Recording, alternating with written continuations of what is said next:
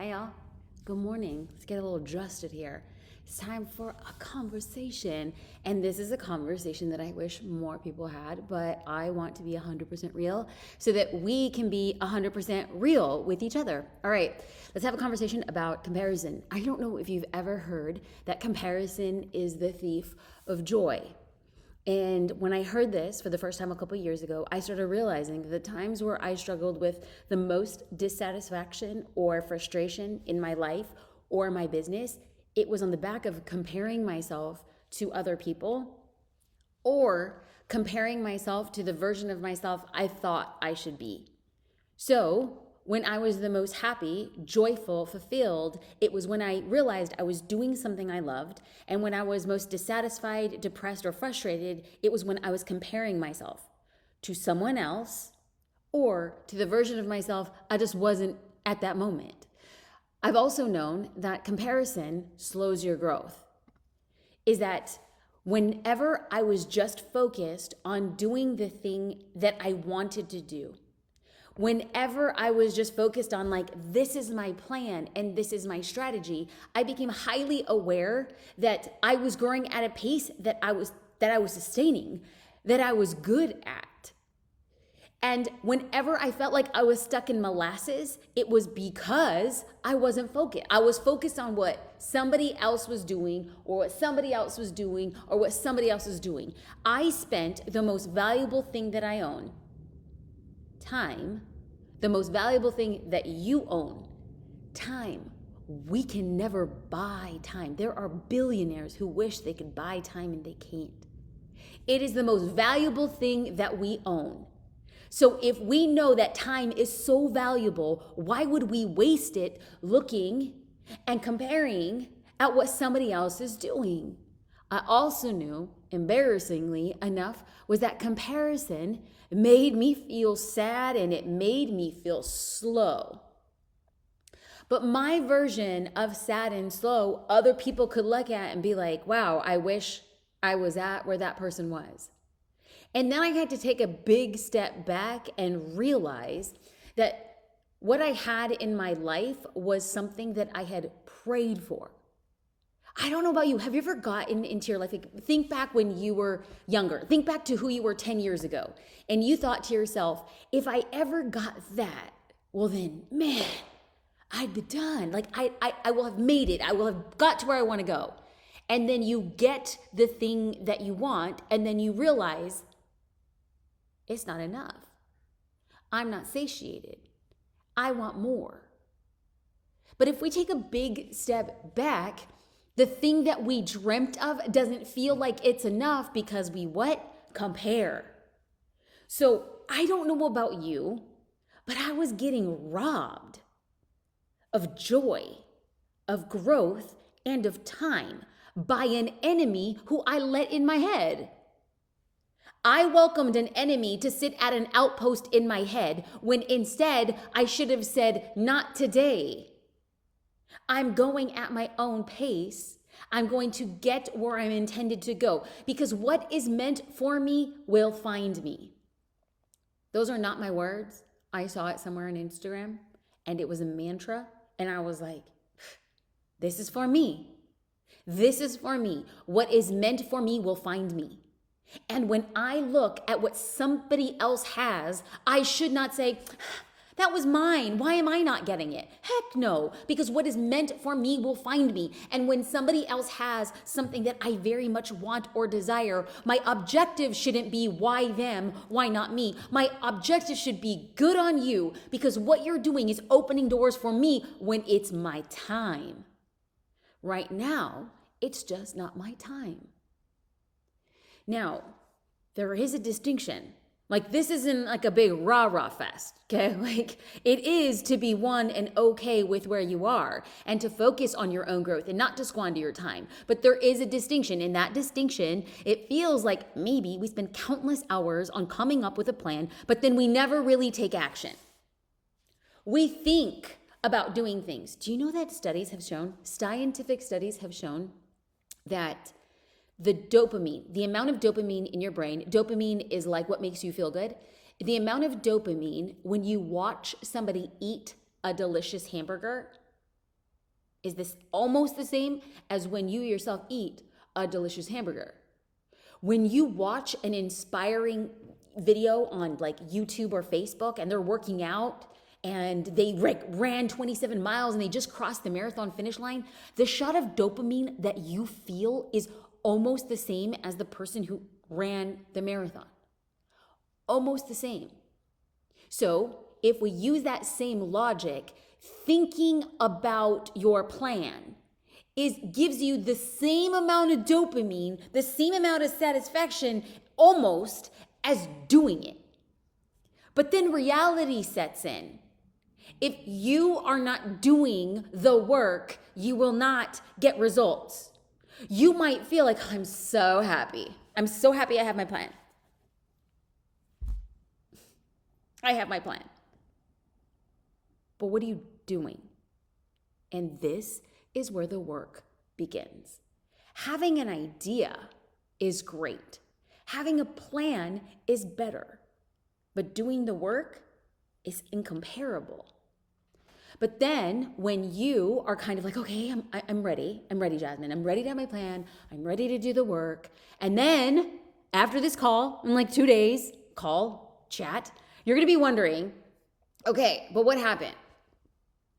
Why, Jasmine, when I became, like, I got woke. In 2022, I became woke. I became woke that I'm not going to compare myself as much as I used to. I'm not going to waste time. I'm not going to waste growth. I'm not going to move slower because of comparison. Woohoo! And Jasmine, I'm no longer going to think about my plan. My actions are going to map my plan. Woohoo! And then you start doing it, and all of a sudden you're like, well, why is it not happening for me? And then the real question begins. Were you working with the proven plan? Did you know your strategy was going to work? Were you working or getting coached or having accountability with somebody who's like been there, done that, and is just like, hey, here's how to make it better? Are you trying to do it alone? And I know that if you've been hanging out on Facebook for a minute this week, you know that we are in a launch of a brand new course called SOS Selling on Social. And the reason why we created this course was for business owners to get off the fence and take their plan and then apply it with a strategy. And so I wanted to make myself available, but before I came in and started doing a Q&A, I have no agenda with this Q&A. Every week, y'all know I show up live and I answer questions. So this is not a departure from what I'm doing. I happen to be in an active promotion right now and the doors close tomorrow at 5 p.m., but I'm still doing what I do. So in the process of what I hope serving you really well, it then also becomes as a reminder that I practice what I preach. I put content out, I respond to comments, I respond to direct messages, I'm active on platforms, I'm trying my best. So last week I went live on Facebook, and the week before I went live on Facebook, and 2 weeks and 3 weeks and 4 weeks and 10 weeks and 100 weeks, I went live on Facebook. I'm doing what I always do. But now I'm giving people the opportunity to come in and dive a little bit deeper if they would so choose. The questions you asked today can and cannot pertain to this course, but please know we're going to get this party started. Okay. Great. Whoa. How do I keep talking about my offer without sounding redundant? So, studies and analytics show, specifically at the time of this recording, I am broadcasting on my Facebook page, and Facebook pages are getting somewhere around 1.5% to 2% organic reach. So let's say you have a Facebook page and 100 people like your Facebook page. Only 2 people will see that post.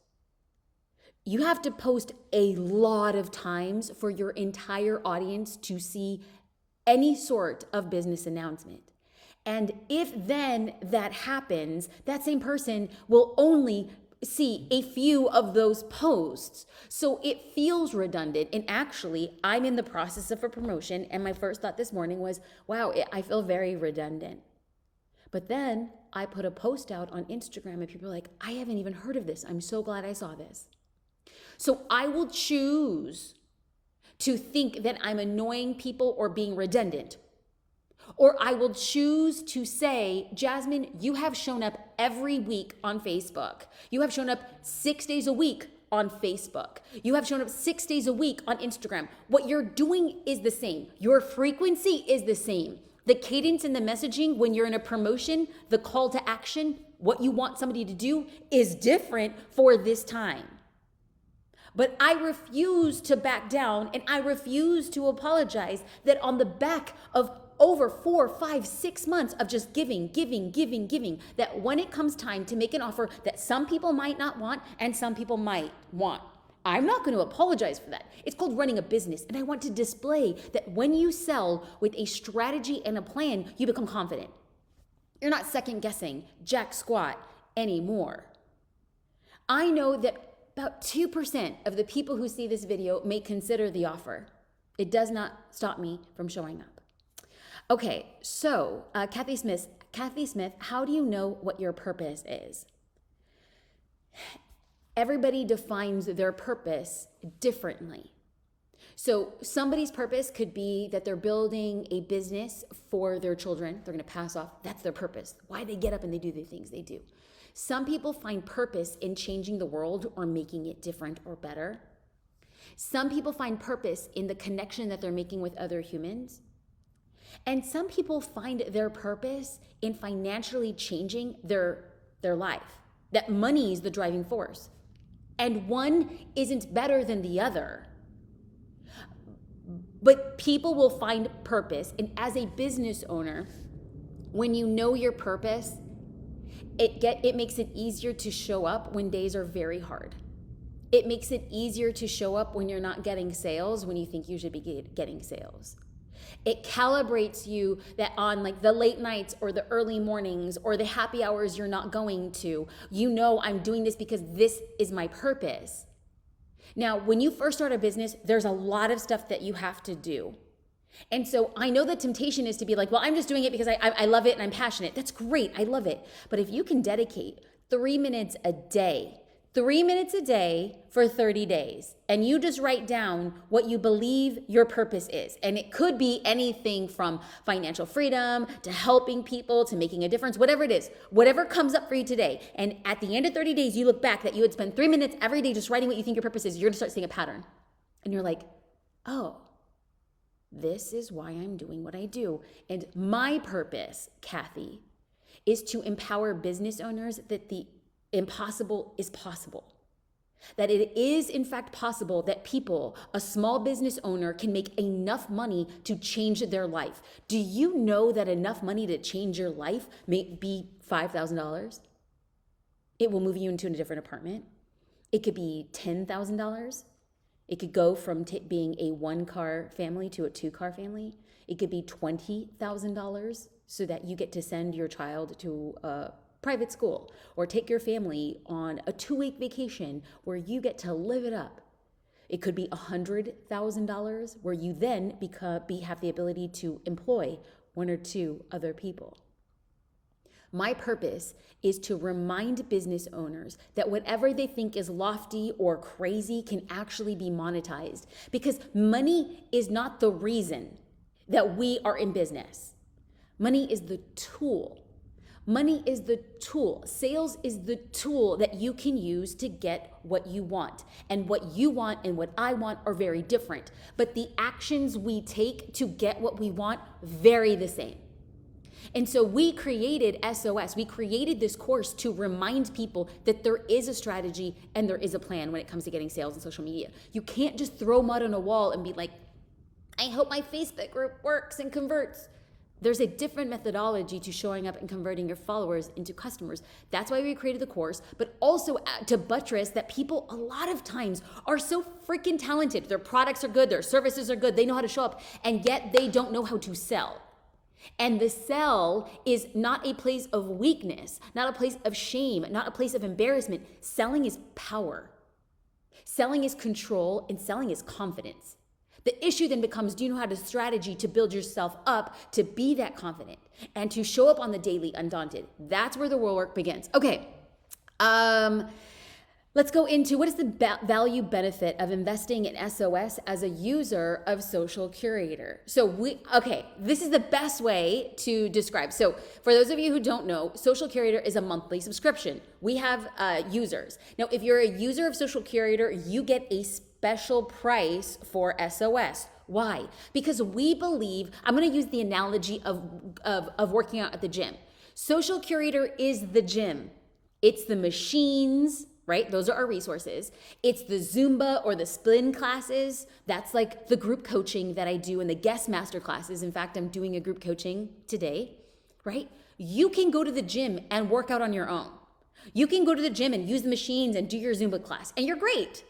But if you are a user who wants to go through getting a coach to walk them through the framework of the way that the gym works, a coach that will give him a 30-day plan or a 60-day plan to get the results that they want. So yes, we have a 30-day roadmap and a 60-day roadmap. And if you have 15 minutes a day, can you dedicate 15 minutes a day to going through content? If the answer is yes, you will complete this course in 60 days. We have people who bought on Monday, because we open the offer is open from Monday to Friday. So tomorrow we close our doors at 5 p.m. People bought on Monday and they're already in module 2 and they're like, Jasmine, the way that I've been showing up, and I know it sounds like, oh, it's so great. Of course it's going to sound like I'm saying this, but like, I want people to know that what we preach is eye-opening and what we preach is what we do. And so we're on the front ends of being the innovators and changing the way that you're showing up on social. So for people to see the difference between the two, think of it as like a gym. If you're already going and you're already consistent and you're already using the machines and going to all the classes, then great. You probably don't need a coach. You don't need that trainer. The trainer is going to be foundational and give you results in 30 or 60, 90 days. Awesome. Okay, Kelly Noon, how do you market yourself as the expert when you're just starting out your business and have little to no social proof? Well, I have been there in multiple businesses. I started off as a photographer and I really wanted to show clients that I was a really great photographer, but I didn't have a portfolio. I started off coaching other photographers on how to build a business, but nobody had ever hired me. Where do I start then? I had created a physical product. I created a magazine and no one had ever bought my magazine. Why would anybody buy my magazine?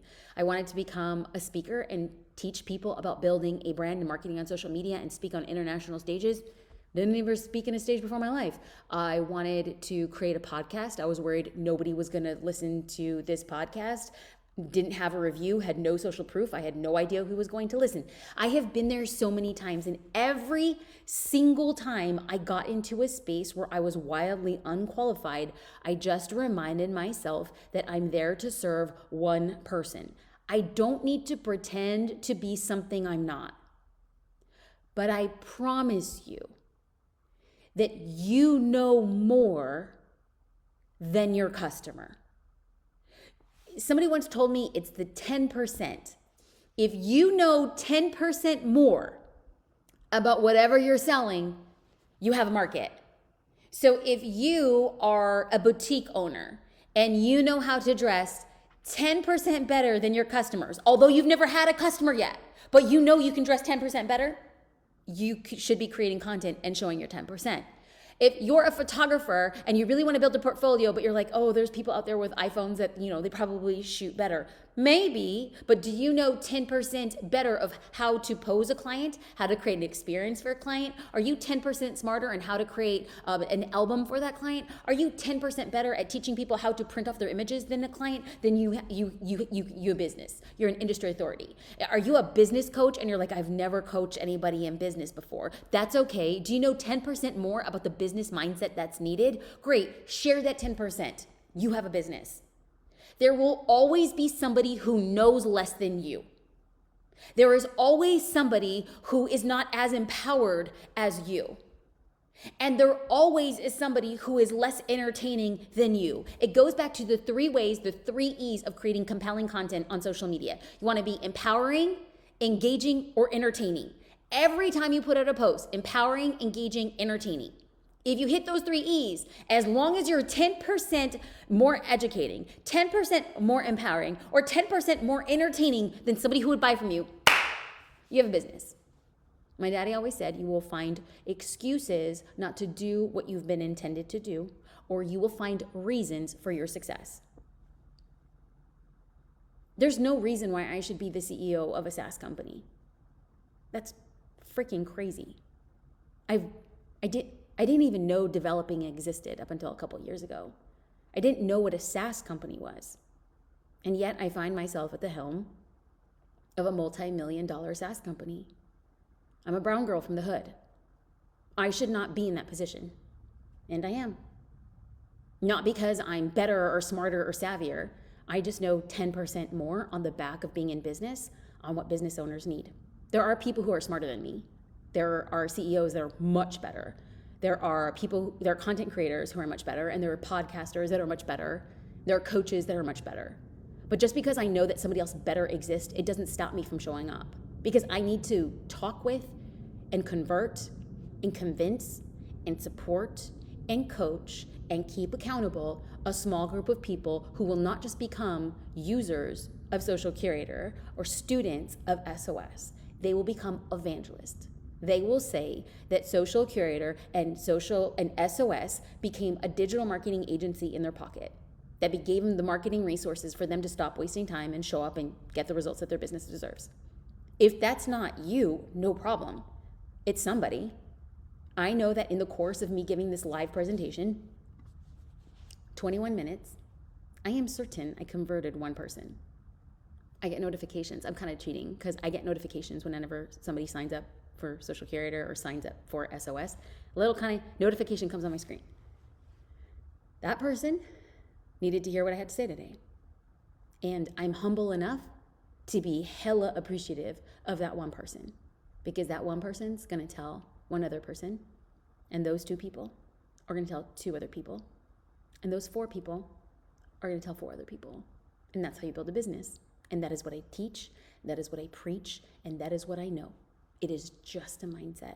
We close doors to SOS tomorrow at 5 p.m. I would love to be your coach. If you're the one person who needed to hear this, shout out. I'll see you on the inside. And if you join in the next little bit, I'm going to be doing live group coaching in our private community. So come get your business questions, your sales questions answered today, and I will see you there. Much love, much gratitude. Start selling on social.com. We close the doors tomorrow at 5.